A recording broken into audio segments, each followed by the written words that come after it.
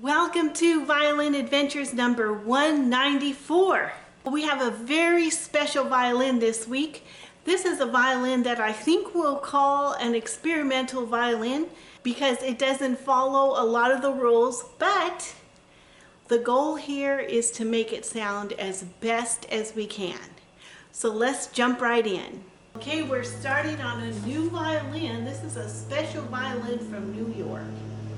And you can see right off that the top is different. Somebody used a one-piece top and cut it on the slab, so I'm not sure about the vibrations on this, but the main thing is that this scroll here is cracked and has major cracks in it. So we've got cracks right in here. The wood is not maple, so it's a soft wood and you can't do that with pegs. So we're going to first take out the old repair. They have some wire and some putty in there. We got to take all that out. That doesn't belong on a violin. And then we'll see about a big patch. Here's our cracked peg box. And you can see a really bad crack there and then lots of little cracks on this piece of wood. And inside the peg box was all this wood putty, and you can see the wires that are in the putty. So they came right out, which is a good thing. Right here is our open crack, and I'm going to fix the other cracks too. And here it is all closed. Here we have a crack in the ribs. We have a few cracks. There's another crack here in the ribs. So we're going to need to open up this violin and take care of any cracks that we find. Okay, the plan is to open up this violin, and we know it wasn't made by a violin maker, so we'll have mercy on him. Otherwise, I will get my gavel out. But this is a unique violin. The dimensions are off. The wood putty, we've even got wood putty here under the fingerboard, but it feels solid, so I'm going to leave it alone. There's just sometimes you have to leave your gavel down and just see what you can do to make the violin the best it can be. So at this point, I'm going to try to get this open, but I can tell it doesn't look like he used hide glue. I may get my gavel out. We'll see how it goes.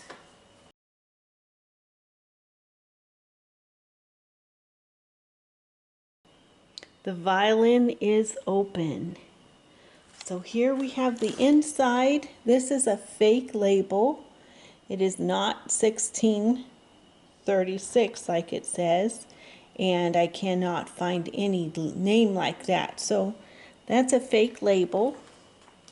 And then the top here, when I tap it, there's something that is very loose that we've got to close before we can go any further. But you see here, there's the sound post patch, and we'll just leave that, and then we might just take out this bass bar. Okay, the next step on our violin here is to rebush all the peg holes.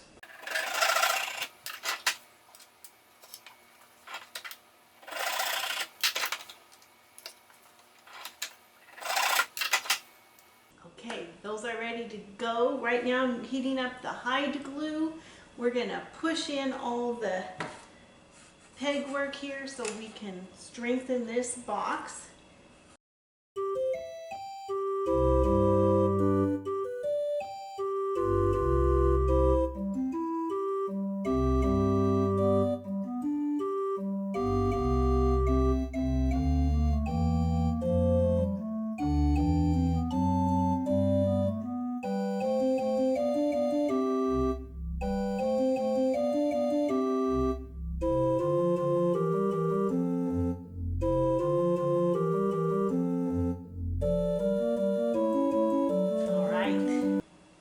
First thing I'm going to do is go around all the ribs. Almost all of them have little cracks on both sides all the way around here. So we're going to strengthen the ribs first thing.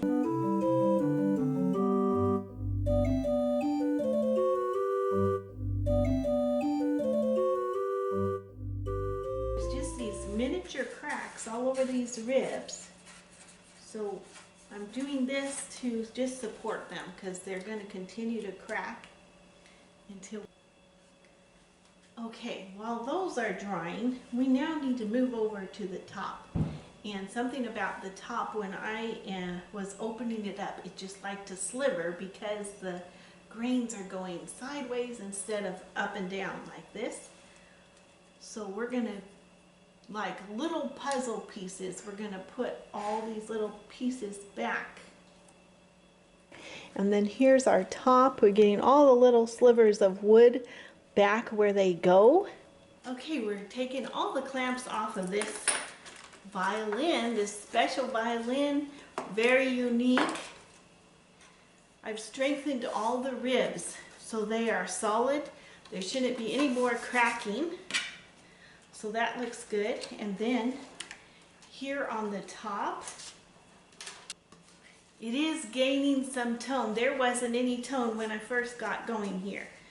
There's still some buzzing, so we're going to go one more round of getting cracks closed on this top. And then we'll see about getting this bass bar out and putting a new one in. When we have a violin, we base everything off the middle seam that goes down the middle of the top. Since this doesn't have a middle seam, I have to make one. So I'm going to base it on the two sound holes and I'll try to find the middle.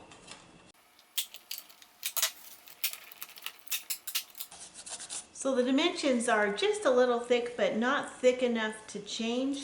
We're just going to smooth this all out and make room for a good bass bar.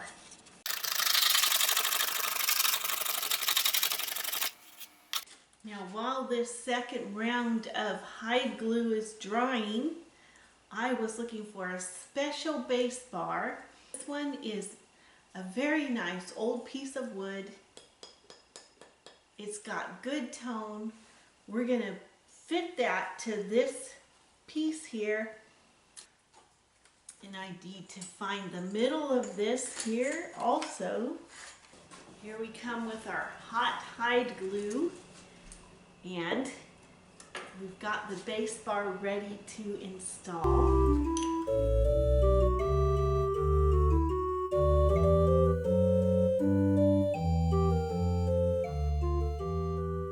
The bass bar is in, and that's all we can do today on this violin. Probably this week, this is all we can do.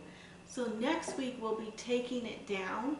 Here's a very important tip for all string players. We have here a bass bow and I've got it all wrapped up, but the trouble is that the frog is wobbling too much. There's too much back and forth, so we're going to...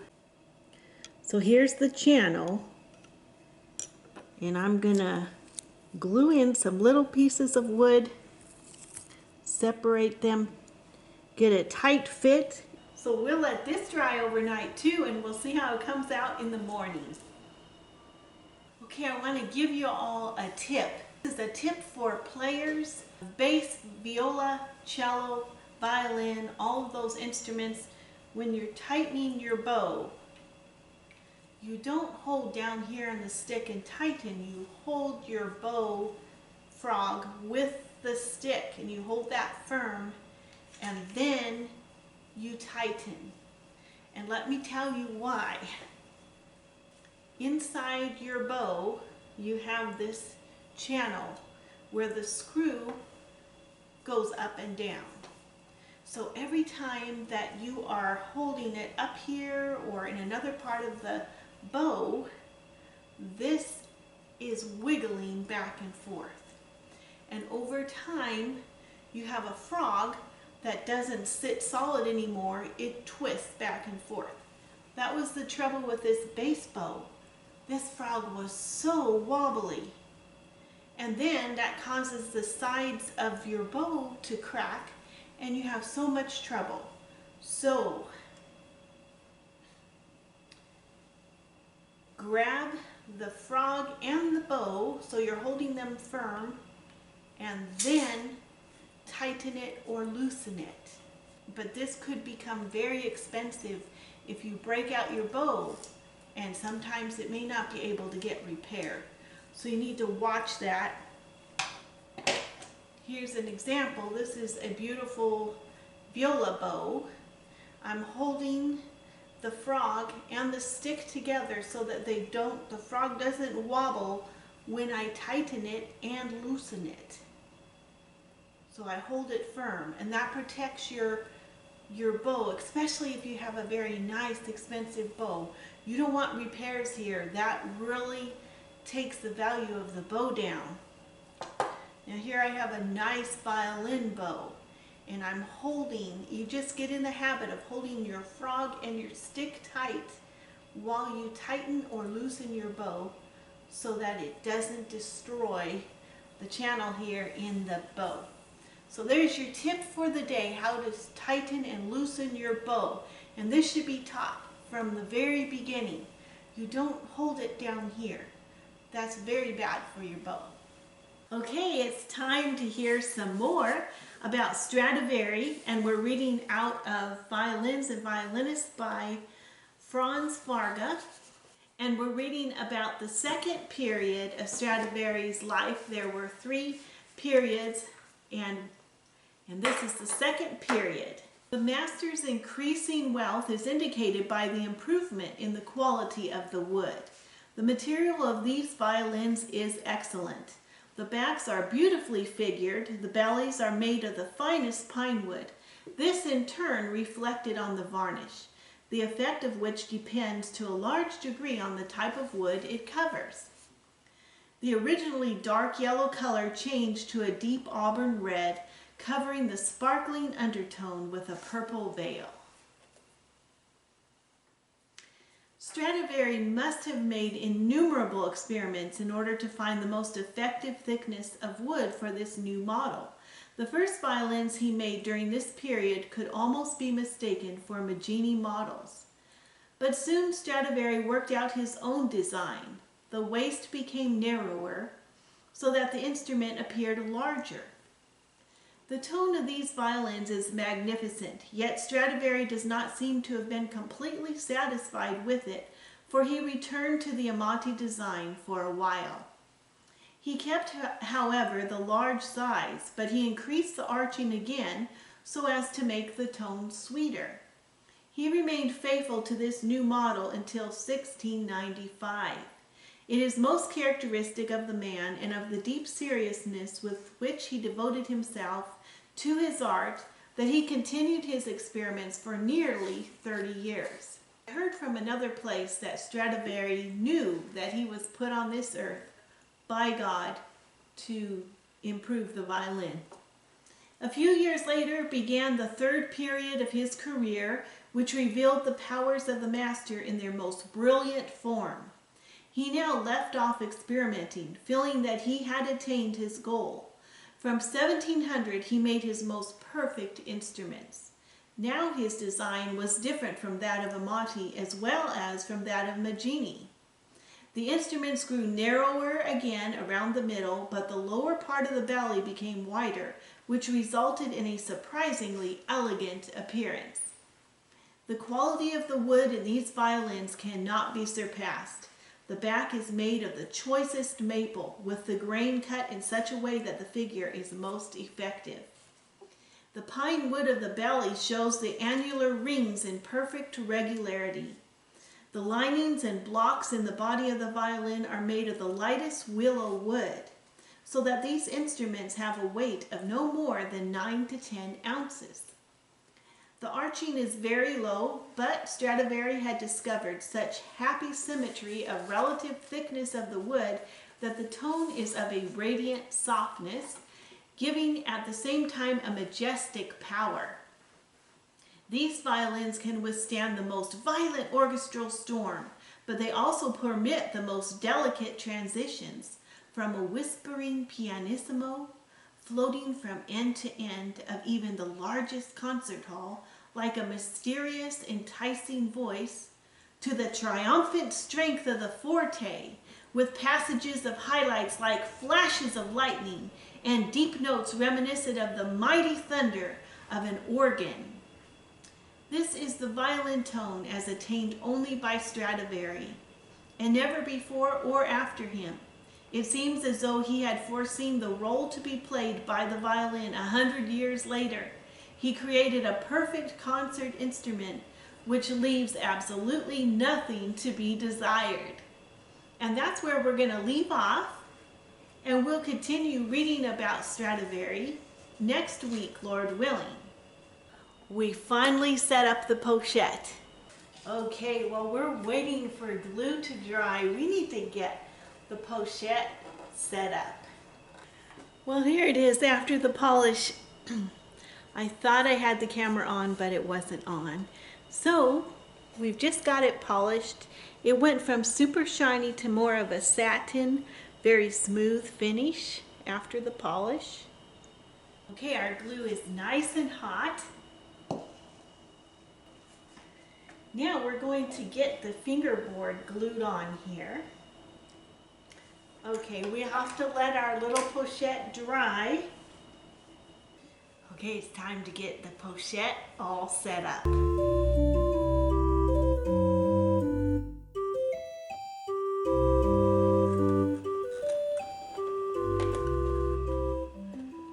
Okay, here it is. This is our pocket violin, or our pochette. And the reason why I have ribbons on here is someone sent me a picture of a wedding party, and in the front of the party was a violin player playing, and it had this whole thing of ribbons. And so this is what I had in hand, so I attached those there.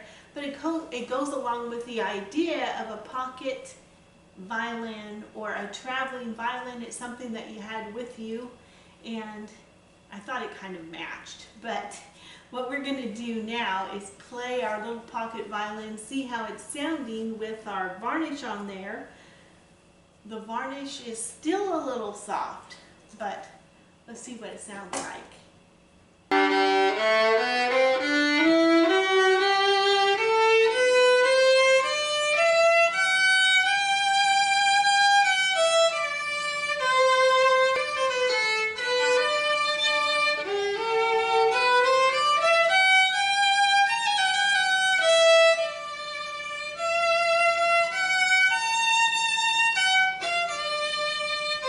It's having a little trouble holding the pitch still, but I like that it has a good volume for such a little tiny body. And so remember, here we have a quarter size body. We have about a 3/4 length distance here with the strings. The volume we're getting out of this little tiny quarter size is very exciting to me.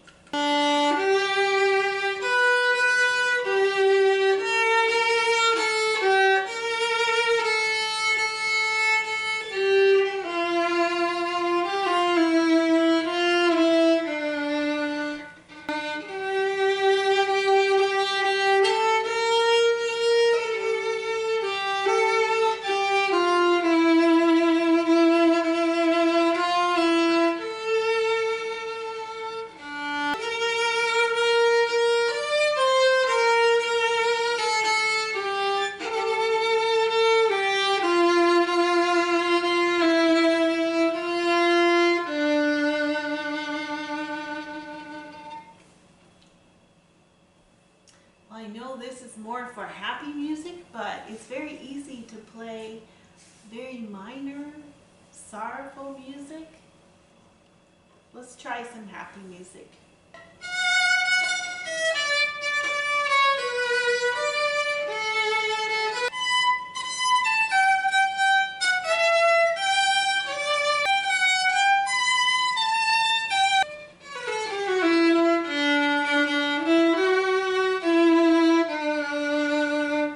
Freddie wants to chat.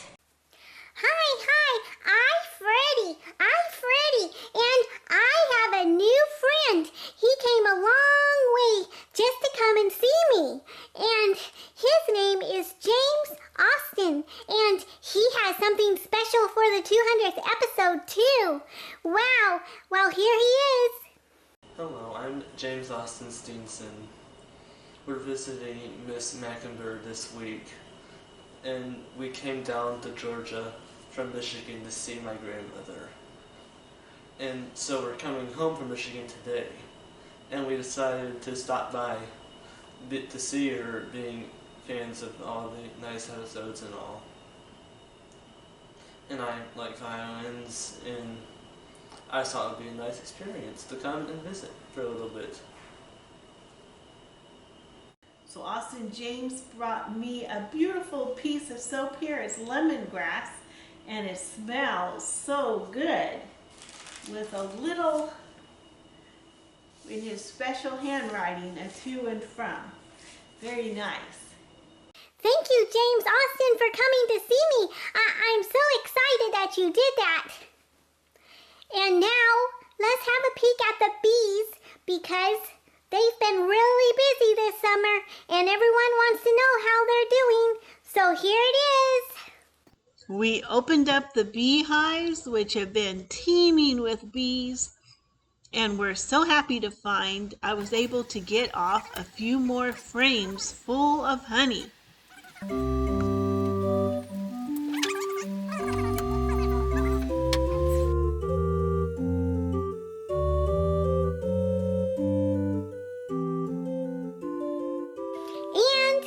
don't forget to send in your pictures by August 18.